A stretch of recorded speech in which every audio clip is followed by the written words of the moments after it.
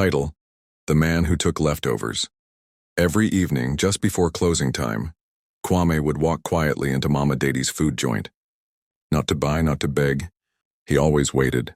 Waited until the customers were gone, the laughter faded, and the last grains of rice clung stubbornly to aluminum trays.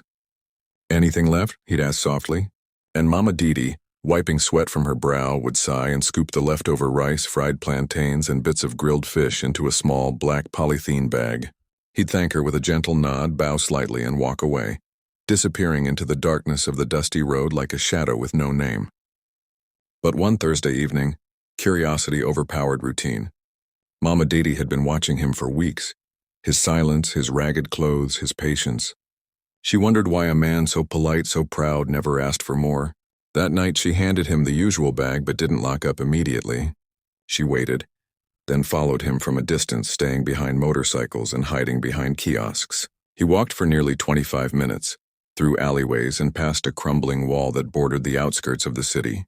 Then he disappeared into an uncompleted building. Mama Didi crept closer, her sandals crunching quietly on broken gravel. And that's when she saw it.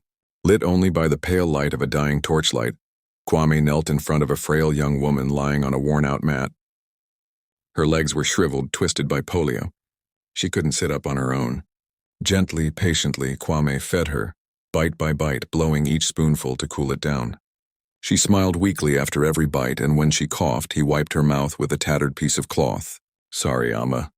Today's fish was a bit spicy," he whispered, rubbing her back.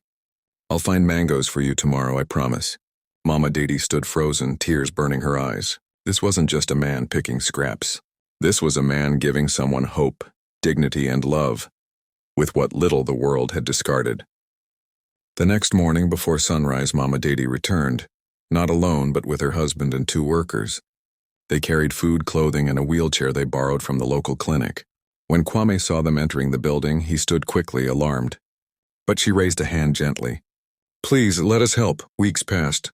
Amma now lived in a small rented room behind Mama Didi's compound, painted in soft colors, sunlight dancing on the walls.